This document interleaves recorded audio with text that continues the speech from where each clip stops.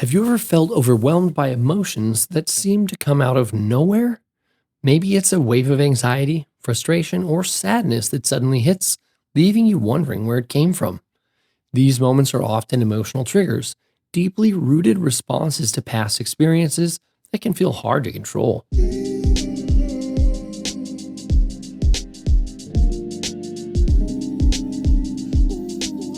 Welcome back to the Quit Drinking Alcohol podcast. I'm Dylan, and I'm here to help you navigate sobriety and build a life that supports your well being. In our last episode, we talked about sleep, how quitting alcohol affects your rest, and what you can do to improve your sleep naturally. Today, we're diving into emotional triggers, what they are, how past trauma plays a role, and how you can develop healthier ways to manage your emotions without turning to alcohol. In this episode, I'll share my personal experience with emotional triggers in sobriety, how I learned to recognize and heal from them, and practical strategies to help you do the same. Let's get started. When I quit drinking, I thought my biggest challenge would be cravings for alcohol. But what I didn't expect was how many emotions started surfacing, feelings I had numbed for years. Suddenly, things that didn't seem like a big deal before hit me hard. I'd feel overwhelmed, irritated, or anxious without knowing why. It wasn't until I started paying attention to my emotional triggers that things began to make sense. I realized that certain situations, like conflict, stress, or even being alone, brought up emotions I hadn't fully processed. In the past, I would have drowned them out with alcohol, but in sobriety, I had to learn how to face them head on. Understanding my emotional triggers didn't just help me stay sober, it helped me grow. It taught me how to handle emotions in a healthier way and break free from patterns that no longer serve me. So, what exactly are emotional triggers?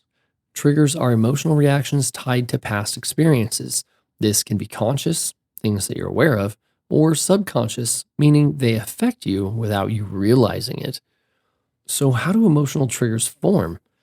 Emotional triggers develop from past experiences, often rooted in childhood, relationships, or trauma. If something painful happened in the past and wasn't fully processed, similar situations in the present can bring up those emotions. Now, why do they feel so intense in sobriety? When you were drinking, alcohol likely numbed or masked a lot of these emotions. Without alcohol in the picture, those feelings can come back stronger, making them feel more intense than before. Recognizing your triggers is the first step toward healing. Here are some common emotional triggers people experience in sobriety. The first one is stress and overwhelm.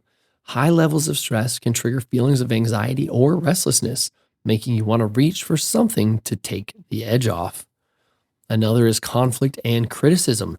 Disagreements, feeling misunderstood, or being criticized can stir up deep emotional wounds, especially if you've struggled with self worth. Others experience loneliness or isolation. Feeling disconnected from others can bring up sadness or the urge to escape. In the past, alcohol may have been a way to fill that void. I experienced quite a bit of boredom and restlessness. Without drinking as a part of my routine, free time felt a little bit uncomfortable at first and led to feelings of unease or the desire for distraction. And lastly, certain people or places. Being around people you used to drink with or in places associated with drinking can stir up memories, cravings, or emotional distress. Now that you know what emotional triggers are and how to identify them, let's talk about healthy ways to respond to them. The first thing is to pause and acknowledge the trigger. Instead of reacting immediately, take a moment to pause, recognize what you're feeling, and try to name the emotion.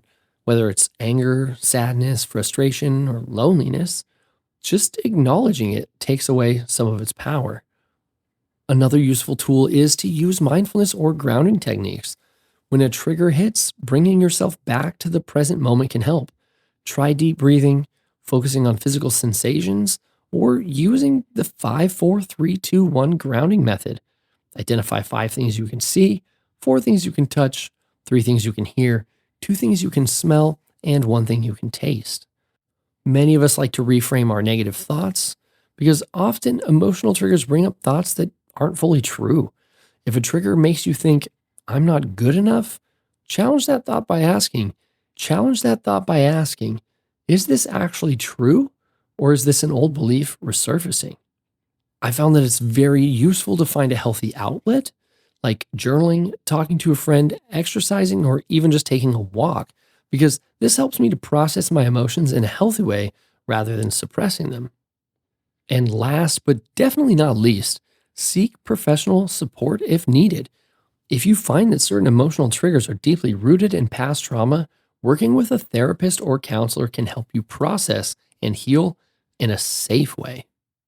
Healing from emotional triggers is a journey, and self awareness is the first step. The more you understand your triggers, the better equipped you'll be to handle them in a way that supports your sobriety.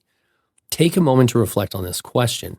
What are some emotional triggers that I need to explore and heal from? If you enjoy journaling, write down a few triggers that have come up for you in your sobriety. Notice when they appear, how they make you feel, and what helps you navigate them. The more you explore your emotional triggers, the more freedom you can create for yourself. Sobriety isn't just about quitting alcohol, it's about healing and growing into the best version of yourself. That's it for today's episode. We've talked about emotional triggers, how past trauma can influence our reactions, and healthy ways to respond instead of turning to alcohol. The more you understand yourself, the more empowered you are to make choices that support your well being. If this episode resonated with you, please share it with someone who might be struggling with emotional triggers in their own sobriety journey. And before we wrap up, don't forget to check the show notes for resources that can help you on your path to healing. Thank you for joining me today.